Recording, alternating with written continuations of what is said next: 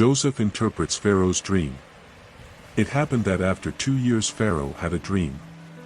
It seemed to him that he was next to the river.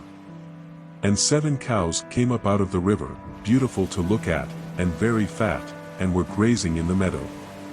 And after them 7 other cows of ugly appearance and thin flesh came up from the river, and they stood near the beautiful cows on the bank of the river.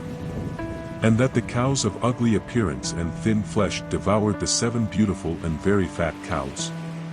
And Pharaoh woke up. He fell asleep again, and dreamed the second time, that 7 full and beautiful ears grew from a single reed.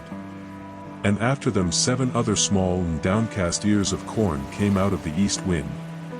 And the 7 small ears devoured the 7 thick and full ears.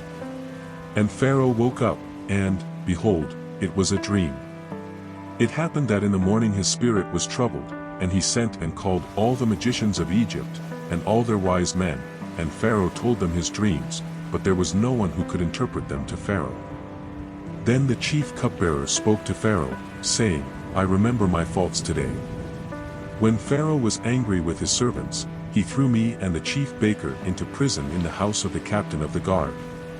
And he and I had a dream on the same night, and each dream had its own meaning. A young Hebrew man was there with us, a servant of the captain of the guard, and we told him, and he interpreted our dreams for us, and declared to each one according to his dream. And it came to pass, as he interpreted them to us, so it was, I was restored to my place, and the other was hanged. Then Pharaoh sent and called Joseph. And they hurriedly brought him out of the prison, and he shaved himself, and changed his clothes, and came to Pharaoh. And Pharaoh said to Joseph, I have had a dream, and there is no one to interpret it, but I have heard it said about you that you hear dreams to interpret them. Joseph answered Pharaoh, saying, It is not in me, God will be the one who gives a favorable response to Pharaoh. Then Pharaoh said to Joseph, In my dream it seemed to me that I was on the bank of the river. And 7 cows of thick meat and beautiful appearance came up from the river and grazed in the meadow. And 7 other cows came up after them, skinny and very ugly in appearance, so exhausted that I have not seen others similar in ugliness in all the land of Egypt. And the lean and ugly cows devoured the first 7 fat cows.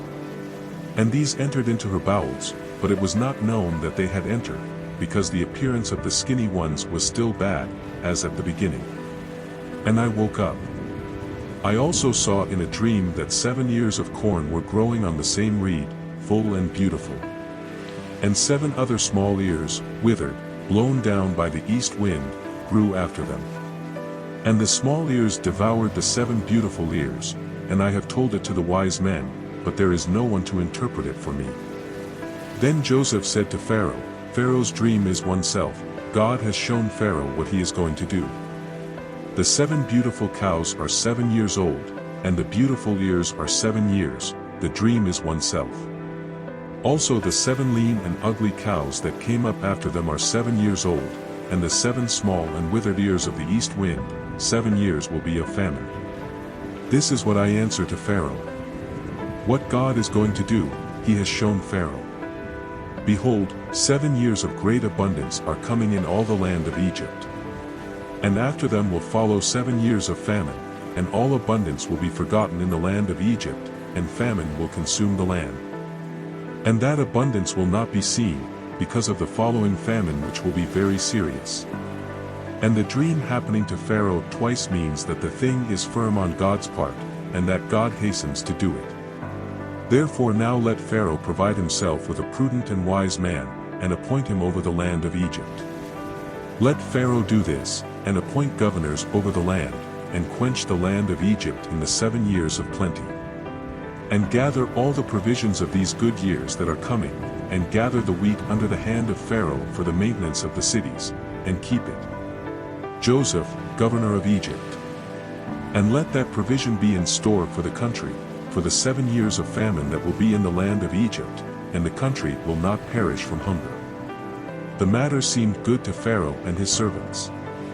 And Pharaoh said to his servants, Shall we find another man like this, in whom is the Spirit of God? And Pharaoh said to Joseph, Since God has made all this known to you, there is no one understanding or wise like you.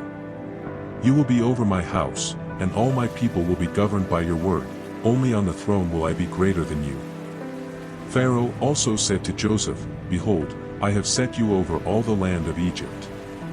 Then Pharaoh took his ring from his hand, and put it on Joseph's hand, and made him clothe him in clothes of the finest linen, and put a gold necklace on his neck. And he put him on his second chariot, and they proclaimed before him, "Bend your knee." And he set it over all the land of Egypt. And Pharaoh said to Joseph, "I am Pharaoh, and without you no one will lift up his hand or his foot in all the land of Egypt." And Pharaoh called the name of Joseph, Zaphnath-Paneah, and he gave him Asenath, daughter of Potipherah, priest of On, to wife. And Joseph went out into all the land of Egypt. Joseph was 30 years old when he was presented before Pharaoh king of Egypt, and Joseph went out from before Pharaoh, and went through all the land of Egypt. In those 7 years of abundance the land produced in abundance. And he gathered all the food of the 7 years of abundance that was in the land of Egypt, and stored food in the cities, putting in each city food from the surrounding countryside. Joseph gathered wheat like the sand of the sea, so much so that it could not be counted, because he had no number. And 2 sons were born to Joseph before the first year of famine came, and Asenath, the daughter of Potiphar, priest of On, bore him. And Joseph called the name of the firstborn Manasseh, for he said, "God made me forget all my work, and all my father's house." And he called the name of the second, Ephraim, for he said, "God made me fruitful in the land of my affliction." Thus were completed the 7 years of plenty that were in the land of Egypt. And the 7 years of famine began to come, as Joseph had said, and there was famine in all countries, but in all the land of Egypt there was bread. When famine was felt throughout the land of Egypt, the people cried to Pharaoh for bread. And Pharaoh said to all the Egyptians, "Go to Joseph, and do whatever he tells you." And famine was throughout the entire land. Then Joseph opened every granary where there was, and sold to the Egyptians, because the famine had grown in the land of Egypt. And from all over the land they came to Egypt to buy from Joseph, because the famine had spread throughout the land.